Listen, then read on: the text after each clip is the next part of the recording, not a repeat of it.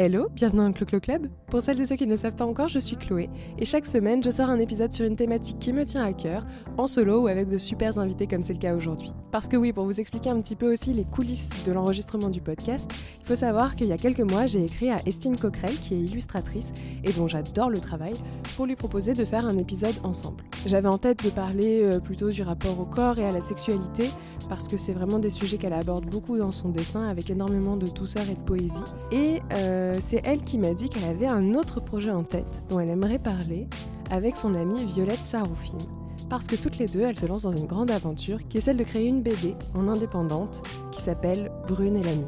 J'ai eu l'honneur de recevoir en avant-première le scénario, quelques planches pour travailler un petit peu cet épisode et ensuite on s'est retrouvés toutes les trois autour du micro pour enregistrer et vous partager l'histoire de Brune mais aussi toutes les galères et les petites victoires quand on a envie de se lancer en indépendante dans le secteur de l'édition et plus spécifiquement de la bande dessinée. J'espère que cette conversation vous plaira, je vous laisse avec nous trois. J'ai le plaisir aujourd'hui de recevoir avec moi Violette Saroufine, ça se prononce bien comme ça, hein ? Oui. Cool. Et Estine Coquerel. Coucou. Est-ce que vous pouvez vous présenter en quelques mots pour les auditrices ? Je suis Estine Coquerel, je suis dessinatrice depuis 6 ans. Je vis de mon art depuis 6 ans grâce à Instagram, parce que j'ai quelques abonnés qui me suivent et qui achètent mes trucs. Quelques abonnés, 60 000, une belle Voilà. petite base. Moi, je m'appelle Violette, je suis salariée, salariée pauvre depuis pas mal de temps. Et du coup, j'aime beaucoup, j'ai toujours aimé écrire depuis toute petite et j'ai toujours aimé lire. Il y a eu une phase dans ma vie où j'ai vraiment abandonné la littérature et les mots pour travailler. Et vers 2019, j'ai rencontré Estine et c'était une période où je finissais l'écriture d'un long métrage qui s'appelait 100 nouvelles de l'étoile. À partir de ce moment-là, donc, j'ai pu mieux la connaître et quelques années plus tard, elle m'a demandé de lui écrire un scénario. Un petit crush amical Ouais. qui amène à un beau projet, puisqu'on va parler de votre projet de BD, qui n'existe pas encore en termes d'objets physiques, mais dont le scénario est fait, il y a déjà plein de planches qui sont faites, qui s'appelle Brune et la nuit. J'aime bien pour commencer les interviews à chaque fois vous donner une petite citation qui m'a fait penser à vous et à ce dont on va parler. Évidemment, j'ai choisi une citation tirée du scénario qui, pour moi, résume vachement bien l'essence même du livre. Ça se trouve, vous n'allez pas être d'accord, et ça c'est chouette. Du coup, je vais vous la donner. Vous allez pouvoir la lire à voix haute et me dire à quoi ça vous fait penser. Là, elle parle juste en langage des signes. Ok. Vas-y. Tu veux que je réussisse et moi j'ai envie de tout rater, de tout casser. J'ai envie de tout brûler, j'ai envie d'errer, j'ai envie d'aimer, j'ai envie de créer. Ça me touche beaucoup. Ouais, je trouve que ça résume vraiment pas mal l'âme du personnage principal et sa volonté en fait de désobéir à tout ce qui la pousse à être dans la maîtrise et à être dans une forme de perfection lisse. Donc ça me touche beaucoup que tu aies choisi ça, vraiment. Ça parle de quoi, Brune et la nuit, du coup ? Brune et la nuit, c'est l'histoire d'une jeune femme qui s'appelle Brune, qui a 26 ans et qui rêve de devenir née. Et c'est une histoire qui raconte en fait tout ce qu'elle ne vit pas. C'est-à-dire, ça raconte sa découverte du monde des adultes et ce moment où ses yeux d'enfant se déchirent à la vue d'un monde qui ressemble pas du tout à ses idéaux. Donc ça raconte un peu ce passage entre le monde de l'enfance, des idéaux ou de l'adolescence et vers ce monde absolument robotique et que je trouve affreux, qui est celui des adultes. Donc c'est un peu l'histoire d'un passage.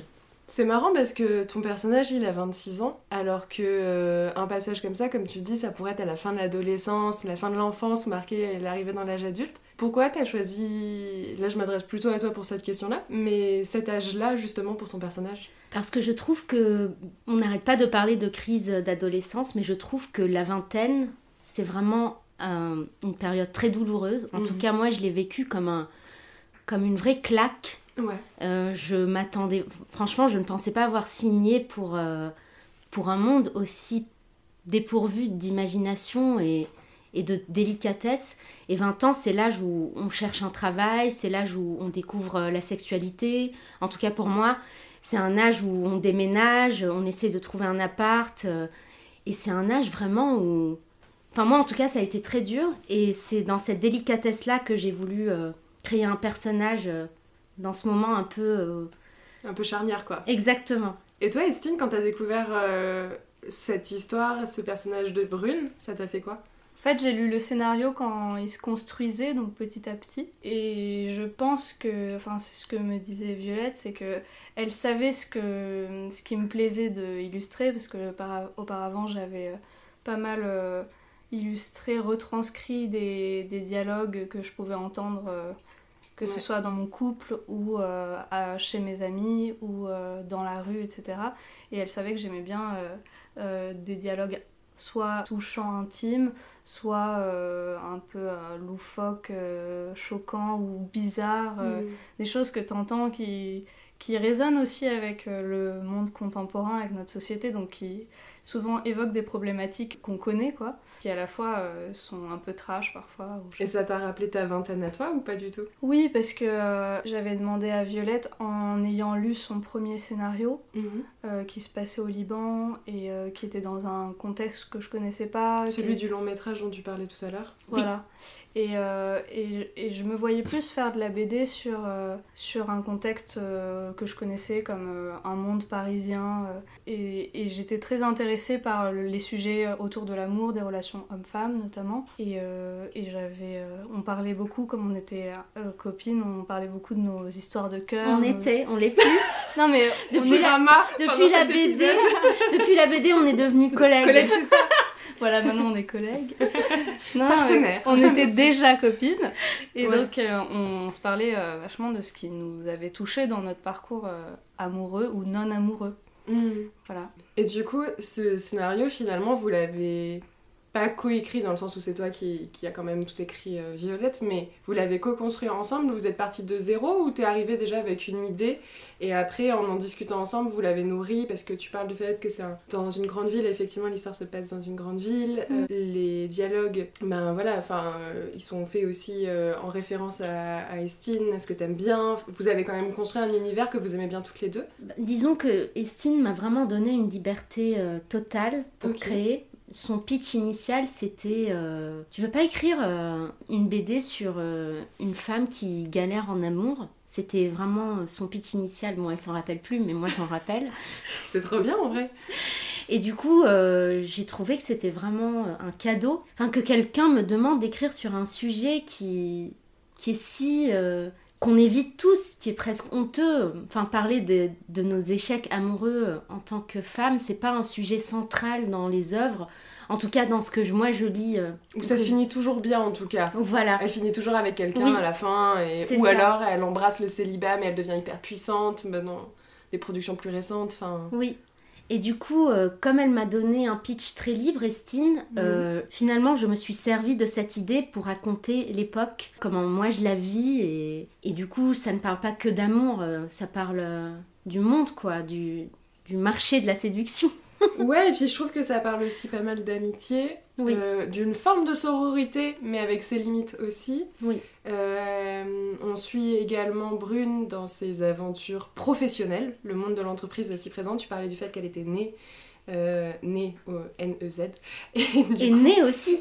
Ouais, forcément. Mais ça fait partie, c'est même tout un pan de l'histoire. L'idée, c'était de vraiment capter le quotidien en fait de ce personnage. Ou c'était aussi une volonté d'aller aborder ces thématiques précisément... Enfin voilà, dans quel ordre c'est venu ? C'est venu très spontanément. En fait, comme je me sens en sécurité dans le regard d'Estine et que je trouve qu'elle a un univers extrêmement doux. Ouais. Et je trouve que le regard qu'elle pose sur les choses est assez... à la fois dur et enfantin. Du coup, ça m'a permis d'avoir une liberté totale. Et toute l'écriture, elle était improvisée. Je n'ai pas voulu en fait calculer quoi que ce soit pour créer une histoire absolument spontanée et vivante. C'était quoi les questions? Non, mais en vrai, tu y réponds. Le fait que, ouais, t'as pas anticipé, en fait, ce que t'allais dire. Non, C'est venu C'était comme plus ça à par toi, rapport quoi. à la problématique de l'entreprise, Oui. la mise en scène dans le monde du travail. Ouais, même l'amitié, l'entreprise. Enfin, l'amitié, à la rigueur, tu vois, c'est une forme d'amour, donc ça fait sens.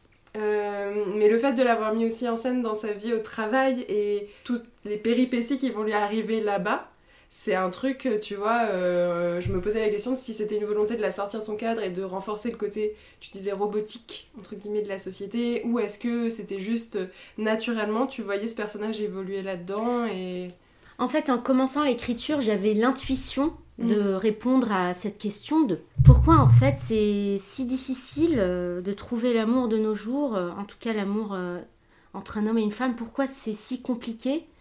Et j'avais des intuitions sur la manière de fonctionner des êtres humains aujourd'hui dans une société occidentale capitaliste, le fait de tout centrer autour du plaisir et de la jouissance, le fait de tout faire très vite, la hiérarchie au travail qui finalement révèle un peu un rapport un peu violent entre les êtres humains puisqu'on passe la plupart de notre temps au travail. Donc en fait j'avais des éléments un peu de, pas de réponse parce que je cherche pas à avoir des réponses, mais j'avais des intuitions et en partant de ces intuitions j'ai créé librement. Vous y avez mis des anecdotes personnelles, du coup, vous qui racontiez beaucoup de choses toutes les deux. Est-ce qu'il y a des références littéraires, de pop culture, j'en sais rien. On peut dire on s'est inspiré de notre vie. Oui, il y a quelques passages de la BD qui sont inspirés de choses que j'ai vécues, sauf que ce qui était très passionnant, c'était de revoir certaines phrases, juste de changer certains mots qui finalement ont changé toute la scène. J'ai beaucoup inventé quand même, je me suis beaucoup imaginée. Ça m'amène aussi une petite question, juste pour terminer un peu sur la partie scénario en tant que tel. Pourquoi Brune comme prénom ? Ouais, bonne question ça. On a cherché longtemps avec Estine. Vous l'avez trouvé à deux, le prénom du personnage ? Oui, c'était une proposition d'Estine et je l'ai beaucoup aimée. Du coup, j'ai ajouté « et la nuit » parce que je trouvais que ça faisait une image noir sur noir que je trouvais très belle. Ouais. Et en fait, c'est marrant parce que je me suis rendu compte qu'en cherchant brune et nuit sur Google, qu'une nuit brune, c'était une expression aussi. Mais bon, qui est pas très connue. Qui ça veut dire quoi Je crois que c'est un moment entre le crépuscule et vraiment la tombée de la nuit. C'est quelque chose comme ça. Ça lui va bien en fait. Ouais. Je me suis demandé pourquoi elle aurait pas un prénom d'origine étrangère aussi, je me suis demandé. Je l'ai un peu dessinée comme si elle venait d'un autre pays, qu'elle était peut-être métissée, ou je l'ai presque imaginée un peu comme toi, libanaise, étant donné qu'il y a une culture francophone au Liban et que Violette, elle s'appelle Violette. Et je me suis dit que c'était possible qu'elle ait des origines autres, comme Violette et moi, on a aussi des origines d'ailleurs. Et en plus de ça, quand t'as adapté Brune et que t'as fait la recherche du dessin, Brune est brune du coup. Oui, Brune est brune, elle a les cheveux très noirs et bouclés, donc elle est peut-être d'origine arabe, on ne sait pas. Elle est un peu mate de peau par rapport à d'autres personnages. Voilà, ça c'était ma petite touche personnelle que j'ai voulu mettre. Oui, puis c'est glissé sans être revendiqué. En fait, vous, ça fait pas du tout partie de l'histoire en tant que telle, en fait, comme d'autres personnages qu'on pourrait voir qui, dans des fictions et notamment en bande dessinée, sont typés, mais parce que leur histoire raconte une histoire étrangère par rapport à la France. En fait, je pense qu'on voulait pas forcément faire le focus là-dessus. Peut-être aussi que ça parle d'une expérience, de ton expérience, de toi qui arrivais à 18 ans en France du Liban. Oui, sans doute, mais moi je pense déjà que dans le choix de brune, rien que le mot brune, ça veut tout dire. Juste, c'est pas blonde et la nuit, c'est quand même brune, donc on n'est pas obligé de dire... Il y a le côté sombre qui apparaît déjà, et en même temps c'est un personnage hyper lumineux, et comme tu dis, qui se confronte à elle, un monde qui est beaucoup plus sombre que ce qu'elle souhaiterait. Oui. Finalement, il y a un peu de ça. C'est ça. Et du coup, vous êtes à deux sur un projet de bande dessinée en plus en indépendante. Comment ça s'est passé, le travail de mise en dessin de l'histoire et de tout le scénario que j'ai eu la chance de lire, encore merci, parce que c'est trop intéressant. Mais voilà, comment est-ce que toi tu t'es approprié tout le texte de Violette Estine ? J'ai eu beaucoup de mal au début à trouver la manière de dessiner que je voulais adopter. Je savais pas si j'allais mettre des cases, pas de cases. J'aimais bien le format un peu libre comme fait Brecht Evans. En plus, tu dessines en noir et blanc beaucoup, en fait, en tout cas ce que tu partages sur Insta. Oui, d'habitude, je dessine en noir et blanc. Mais en fait, je trouvais que c'était hyper dur de, sans case, créer une richesse visuelle en fait. En tout cas, moi, j'y arrivais pas. Et j'avais l'impression que toutes les scénettes se ressemblaient. À chaque fois que je mettais une nouvelle bulle, il fallait que je redessine la même scène du même point de vue parce que quand il n'y a pas de case, t'es obligé de faire flotter les choses dans la page et c'était un peu difficile au début. Et j'avais moins d'aisance aussi graphique quand j'ai commencé, donc j'ai mis quand même un certain temps à démarrer. Et aussi par rapport à la création des personnages, à l'interprétation que j'en ai fait.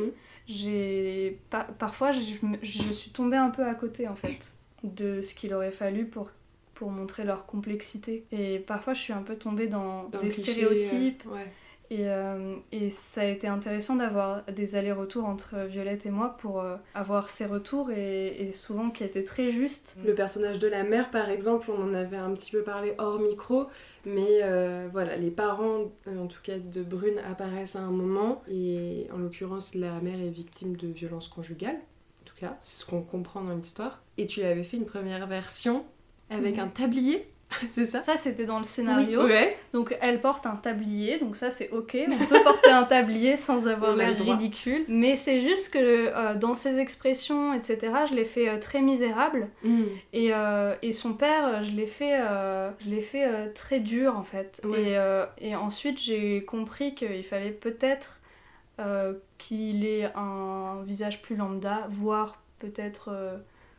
sympathique, rien, en sympa, fait. ouais, ou en tout cas où ça pourrait être un mec sympa et qu'on aime bien quoi, donc voilà.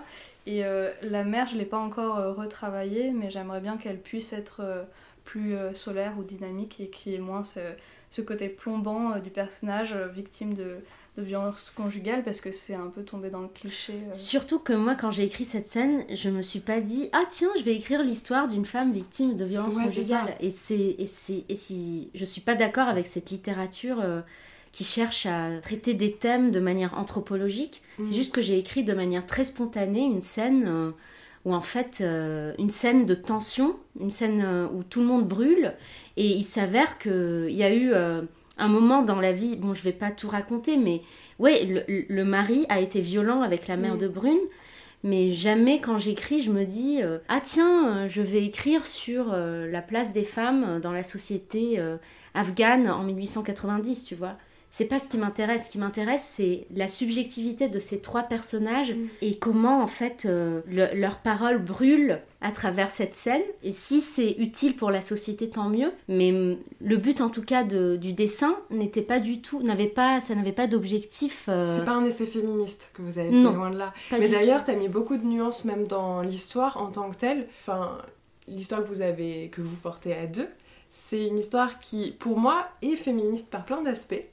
Y a une relation d'amitié qui n'est pas toute rose du tout, mais entre du coup Brune et sa meilleure amie.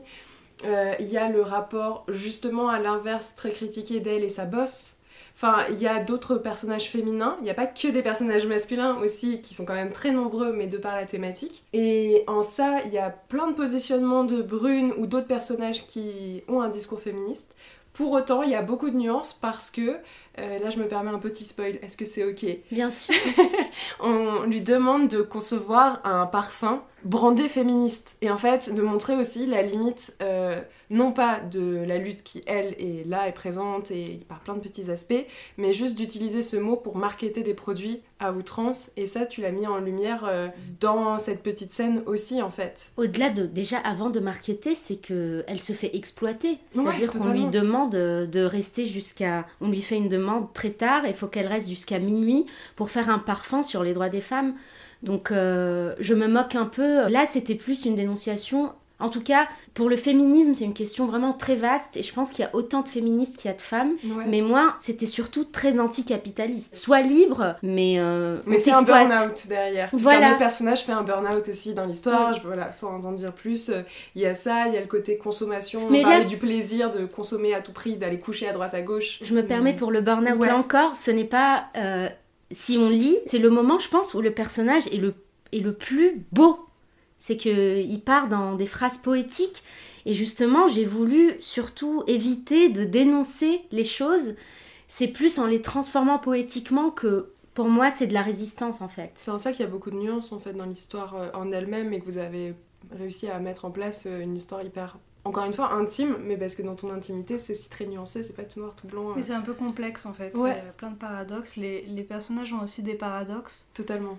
Je pense à Brune qui est à la fois idéaliste mais aussi désabusée. Elle dit « je crois plus en l'amour » à Léo, et à la fois, pendant tout le rendez-vous, elle a une telle peur de l'abandon et d'être rejetée, de pas être aimée. Faut pas spoiler si.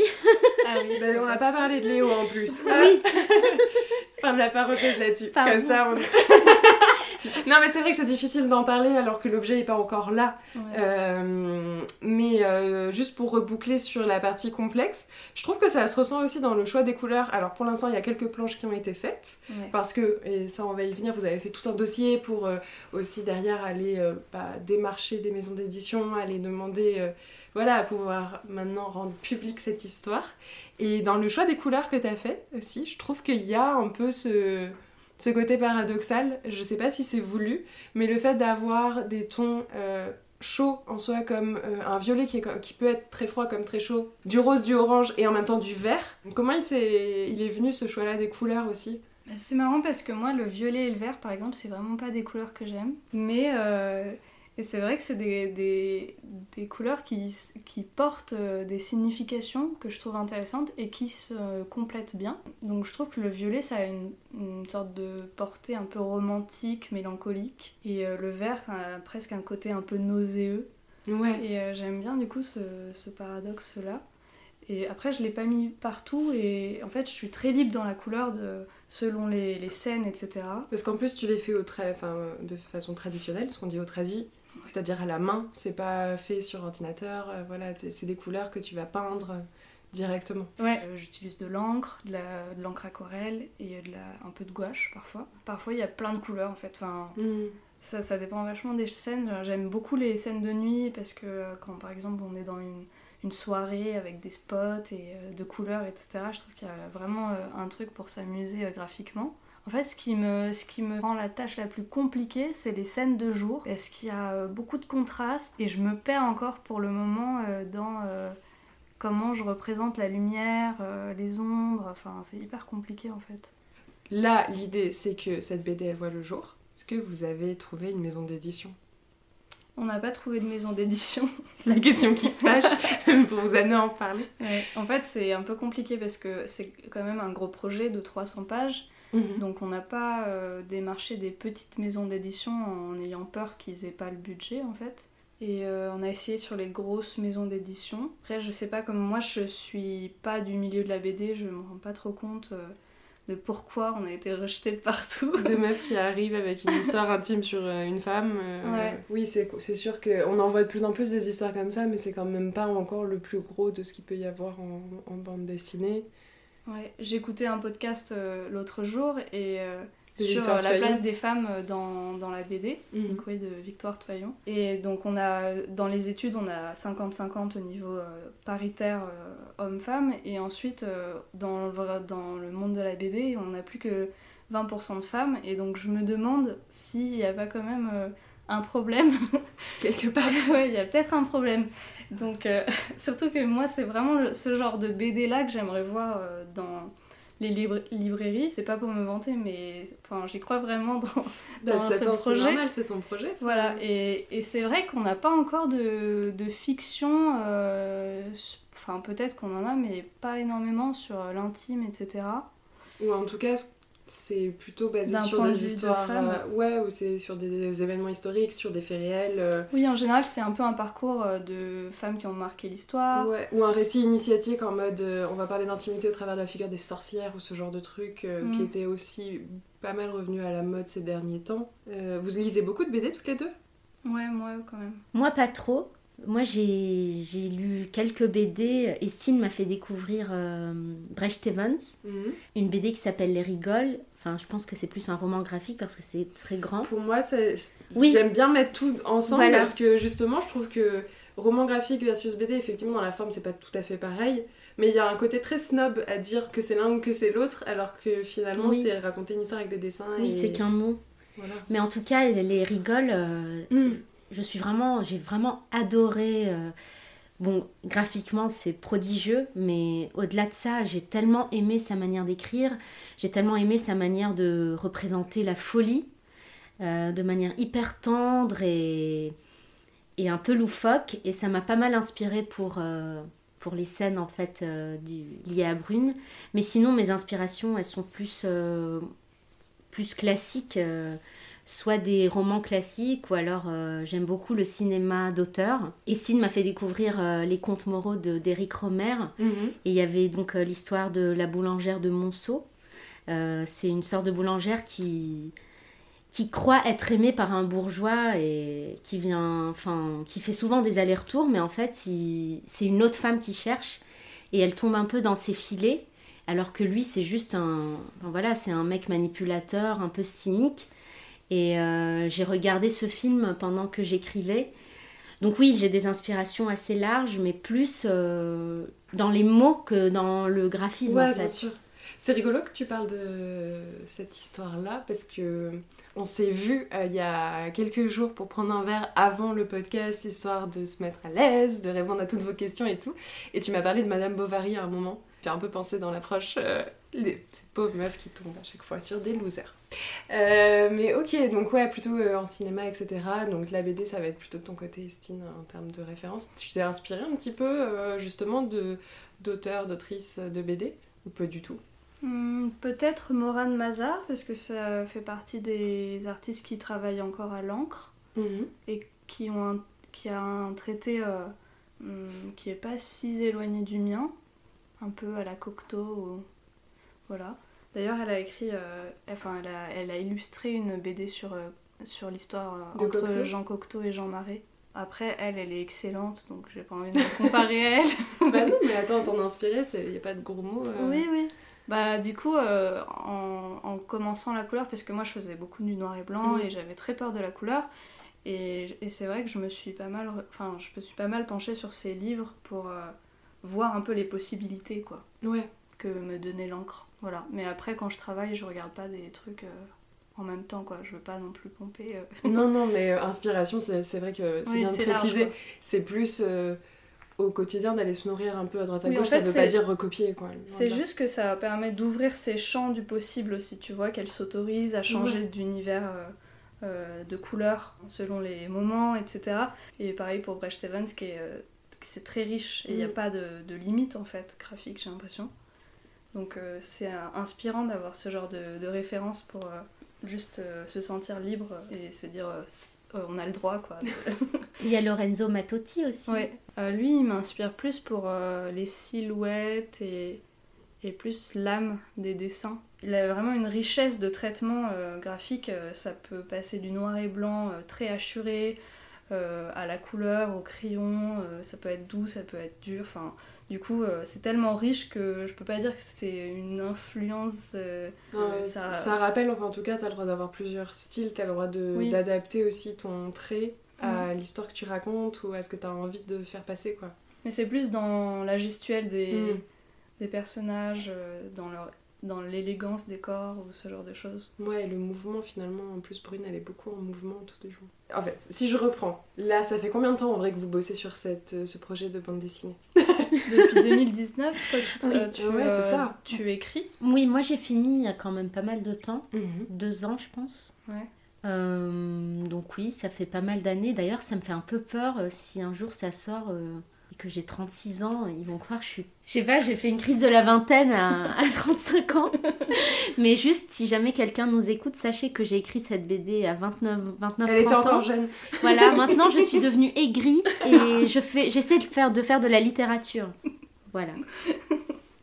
Non, c'est aussi, je pense, important pour rappeler que, en plus, même si vous êtes à 2, ça prend énormément de temps, quoi. Ça se fait pas du jour au lendemain, un projet comme ça.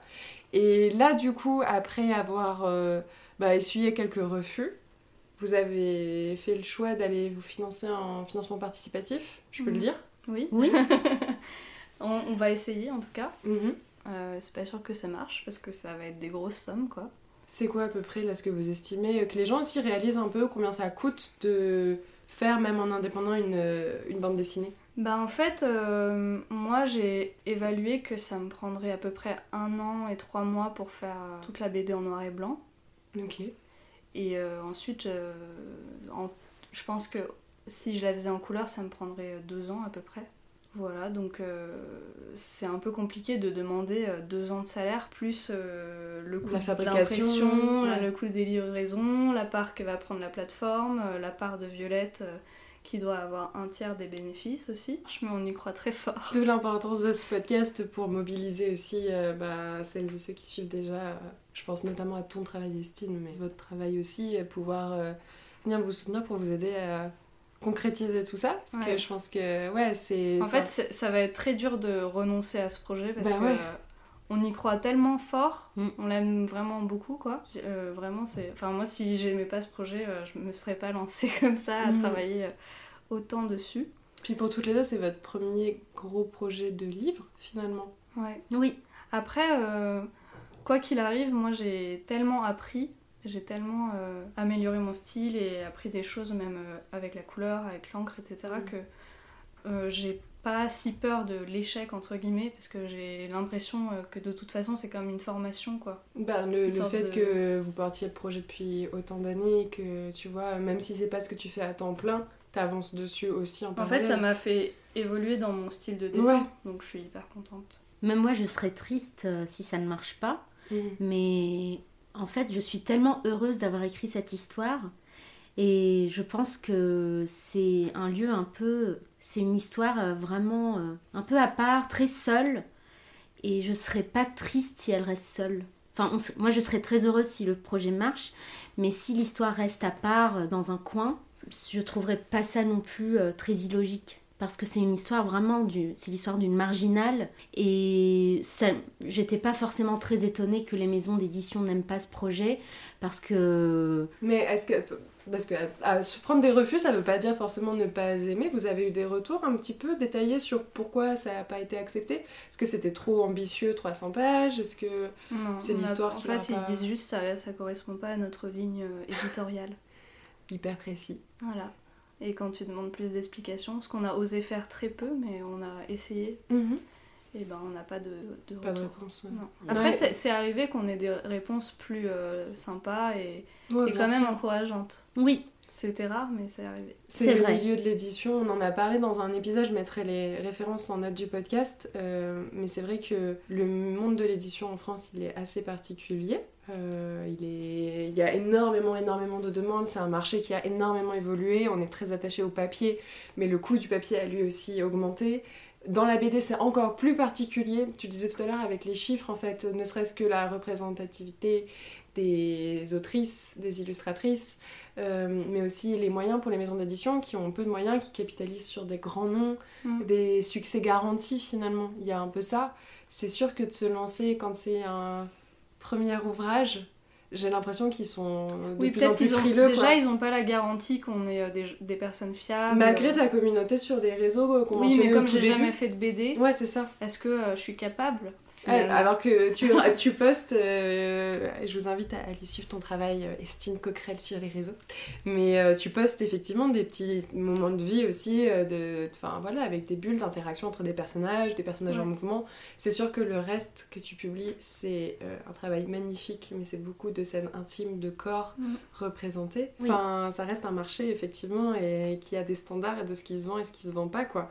Et des tendances aussi qui vont avec. Mais j'ai bon espoir que ça fonctionne pour vous, là, avec la campagne. C'est aussi pour ça qu'on avait fait le choix d'enregistrer cet épisode, pour vous dire à toutes et tous d'aller absolument vous suivre, pour derrière être au courant de quand est-ce que ce sera lancé, et pouvoir précommander finalement votre propre volume, histoire de l'avoir dans votre bibliothèque, de découvrir l'histoire de Brune qui vaut le détour, et de pouvoir vous soutenir aussi. C'est vrai que c'est un moyen qui existe depuis longtemps, le financement participatif. J'en parle parce que c'est aussi mon métier à côté, c'est en tout cas le milieu dans lequel je travaille, et c'est vrai que c'est chouette de voir plein de projets passer par là. Il y a aussi de plus en plus de maisons d'édition qui passent par là, qui ont même lancé leur propre plateforme pour sortir un petit peu des modèles de financement plus traditionnels, qui effectivement nécessitent des projets où on est sûr à 99% que ça va être rentable à la fin, quoi. Est-ce qu'il y a quelque chose que j'ai oublié d'aborder dans le cadre de la promo, car on a fait un épisode promo vraiment de Brune et la nuit? Alors là, elles sont en train de lire leurs petites notes. C'est extrêmement mignon. Chacune a son carnet. Non, bah, globalement, je pense que j'ai dit ce que j'avais à dire, mais peut-être aussi quand même parler du fait que c'est une histoire qui questionne la place du désir qu'il reste entre les hommes et les femmes, la place que peut encore prendre le romantisme de nos jours. Et qui est pourtant, ça, pour le coup, un sujet hyper d'actualité. Mais dont personne ne parle. J'ai acheté un livre sur... j'ai plus le titre, je vais le chercher. Qui s'appelle Post-romantique, comment moins de romances pourraient sauver l'amour et la société, d'Aline Laurent-Maillard. L'enfer. Sachant que j'ai lu aussi, moi, Bell Hooks à propos d'amour. Et en fait, je trouve ça chouette. Non, au contraire, c'est justement comment est-ce qu'on casse le côté romance racontée traditionnelle, où finalement les histoires d'amour qu'on nous raconte, c'est pas des histoires d'amour, c'est les histoires de rencontres. Et après, toute l'histoire d'amour du couple ou autre, elle disparaît totalement, elle n'est pas racontée, elle n'est pas mise en lumière. Et ça remet aussi au centre la notion d'amour, la définition, notamment avec l'amour amical, l'amour de nos proches, en fait, au sens large. Et c'est quoi un peu toutes les façons qu'on a d'aimer aujourd'hui. Comment moins de romances pourraient sauver l'amour. Alors, c'est pas du tout le propos de la BD. Non, du tout, mais tu vois, c'est des sujets, plutôt... des interactions hommes-femmes, beaucoup d'un point de vue hétérosexuel, mais... Pas du tout critiquer un livre que j'ai pas lu, mais justement, je me moque de cette approche clinique de tout, comme si on devait tout le temps trouver une solution et éviter de souffrir et se protéger, et cette froideur qui s'installe entre les hommes et les femmes. Et... Tu penses que c'est parce qu'on a peur de souffrir ? Bah quand même, je trouve qu'il y a une armure qui se crée des deux côtés. En tout cas, on évite toujours... tous les titres des manuels, c'est comment éviter de souffrir. Ouais, ça, c'est toujours solutionniste, et la BD, c'est tout l'inverse. C'est l'histoire d'une jeune femme qui vit, et c'est tout ce qu'elle traverse, au-delà de ses discours. Tu vois, je voulais juste... Pas rectifier ce que tu as dit, parce que... En fait, ça me fait penser, tu vois, à un débat qu'il y a eu là quand les études sont sorties sur les Français font moins l'amour. Ouh là là. Et comme chaque année, en fait. Et il y avait des prises de parole, notamment là de porte-parole du féminisme, qui m'ont fait plaisir à entendre, qui étaient, mais en fait... c'est peut-être aussi que déjà nos quotidiens nous permettent moins les rencontres, nous permettent moins de lier avec des gens, d'avoir des relations un peu longues ou autres. C'est plus galère de juste se rencontrer aujourd'hui, alors qu'on n'a jamais eu autant de moyens de se rencontrer. Et aussi le fait que comme la vision du couple, ou en tout cas des relations hétérosexuelles, puisque c'était dans ce cadre-là, elle a été remise en question avec les mouvements de MeToo, avec derrière des prises de parole, avec se re-questionner, reprendre le pouvoir de son corps. Toutes les injonctions aussi qui vont avec, il faut absolument que tu kiffes et que tu atteignes l'orgasme tout le temps, même si c'est toute seule. Ce qui est un peu pesant aussi, mais en fait avec tous ces trucs-là, ça a changé un peu les interactions hommes-femmes aussi sur les parties du désir et du plaisir. Et ça le re-questionne, et c'est pas parce qu'on le fait moins que c'est grave, au contraire ça nous dit juste un changement de société. Et c'est ça que je trouve intéressant aussi finalement avec Brune, c'est que elle a des histoires, ça l'empêche pas d'avoir des histoires en fait, d'être déçue parce que ça dépend ce qu'elle met dessus ou non, de pas forcément être tout le temps déçue, ça dépend des interactions qu'elle a, et juste de traverser ça et de s'écouter en fait. Oui, c'est ça, d'être fidèle à elle-même. C'est un personnage qui ne triche pas, donc en tant que femme elle s'expose beaucoup, parce que quand on ne triche pas et qu'on montre sa vulnérabilité, on est facilement la proie d'hommes un peu, pas que d'hommes, mais de manière générale c'est une proie facile, parce qu'elle a fait le choix de ne pas tricher et de ne pas se protéger derrière des discours. Je suis pas en train de résumer le féminisme à un discours, mais en tout cas sans le féminisme, un discours tout court, une image qu'on peut avoir tous dans la société, ne serait-ce que l'image de la drague, l'interaction dans la drague, elle est très effectivement tu le dis, vulnérable. Et d'ailleurs ça m'amène à une question que je voulais vous poser, mais vous avez parlé du fait que c'était une BD sur l'intime. Ça veut dire quoi l'intime pour vous ? L'intime, c'est peut-être ce qui nous touche. Et toi, du coup, tu l'as associé plus à la vulnérabilité ? L'intime, pour moi, je dirais, c'est ce que toi tu dis et que l'autre ne peut pas dire. C'est ta parole unique. C'est l'intime, c'est ce qui te différencie du corps des autres. Donc je dirais que c'est ta propre parole, et ce n'est pas ni celle de ta copine, ni celle de... Et du coup, la BD, c'est une interaction entre plusieurs intimités, puisqu'il y a même les personnages les plus bêtes, je leur ai créé un langage propre à eux.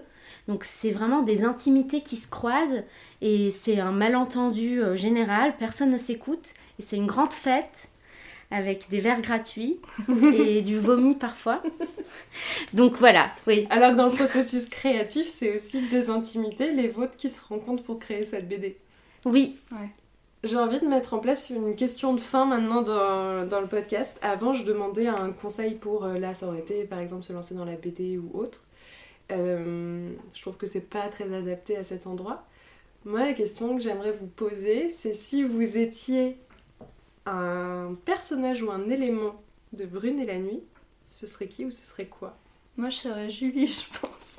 Julie, c'est le personnage de la Mais pas nuit. à tous ces stades, parce qu'elle évolue vachement. Julie, c'est la copine de Brune. Au début, elle est casée, et comme moi, je suis casée, je m'identifie un peu à elle. Et j'identifiais plus Brune à Violette, mais ce qu'elle me disait Violette, c'est qu'elle s'identifiait plus à Julie aussi. C'est vrai ? Donc ça m'a étonnée aussi. Mais si je réfléchis, moi je m'identifie vraiment à tous les personnages. Je m'identifie bizarrement à Gérald, qui est absolument... qui est très cynique, mais je me reconnais aussi dans son cynisme qui décèle une forme parfois de lucidité et presque de fragilité. Ouais. En fait, tous les personnages que j'ai créés, je les aime. Même la boss Morgane, qui est un robot, qui n'arrête pas de dire... Qui a d'ailleurs un nom de famille. C'est elle qui a un nom de famille avec morte dedans. Non, c'est pas elle, c'est la RH. Madame de la Morinière. Pardon, en fait, on est vraiment en train de spoiler énormément de la BD, mais je trouvais ça trop drôle. En fait, quand j'ai lu une RH qui a morte dans son nom de famille, je fais ça en dit tellement long sur le personnage. Non, en fait, je suis partie on dit de la particule de la Morinière, ouais. Mais finalement, j'ai coupé, j'ai écrit de la mort-inière, voilà, pour la représenter un peu comme un personnage morbide et poussiéreux. Voilà, mais moi, vraiment, je m'identifie à tous les personnages et peut-être le plus, je dirais, à Brune quand même. Ouais. Un peu par égocentrisme. Ah, c'est bien aussi. Et toi ? C'est compliqué comme question parce qu'il n'y a pas eu un personnage où je me suis dit ça me ressemble ou ça pourrait être mon comportement. Je pense par certains aspects à Brune sur le côté très dans la contemplation et dans ses idées, et puis qui se rend compte que le monde c'est pas des bisounours autour d'elle, ce qui est un truc que moi on m'a beaucoup répété, de me dire t'es mignonne mais t'as pas conscience de comment ça se passe réellement, et je reste persuadée que avec beaucoup de vulnérabilité et de gentillesse on peut aller tout aussi loin pour pas dire plus, qu'en roulant sur les autres. Donc ouais, je dirais peut-être Brune, par certains aspects. Elle te remercie. Elle vient de m'appeler là, dans ma tête. Et Brune nous rejoint tout de suite pour la fin de ce podcast. Ça serait hyper drôle. Elle n'arriverait pas, hein. Elle serait en gueule de bois. Avec ses lunettes de soleil, évidemment, on adore. Merci beaucoup à toutes les deux. Et j'invite à nouveau toutes celles et ceux qui écoutent actuellement le Clo-Clo Club, vraiment aller suivre le travail d'Estine et de Violette, aller soutenir très prochainement la BD Brune et la nuit. Je mettrai tous les liens en description du podcast et à retrouver aussi sur les réseaux sociaux. Merci. Merci d'avoir écouté cet épisode, j'espère qu'il vous a plu. Encore un immense merci à Estine et Violette pour leur confiance. Vraiment, je suis très honorée d'avoir pu prendre part à ma petite échelle à ce beau projet. Si jamais leur travail vous intéresse, je vous invite à les suivre sur les réseaux sociaux. Je vous mets les liens en description de l'épisode comme d'habitude. Et de mon côté, je vous invite évidemment à écouter d'autres épisodes du Clo-Clo Club, à vous abonner sur la plateforme d'écoute que vous utilisez, à me laisser 5 étoiles et un commentaire sur Spotify et Apple Podcast. Et vous pouvez me rejoindre sur Instagram, TikTok, Threads, @CloCloClub. J'y partage pas mal de contenu, notamment vous verrez peut-être des bouts de Brune et la nuit. Donc vraiment, allez jeter un œil. Sur ce, je vous dis à mercredi prochain pour un nouvel épisode.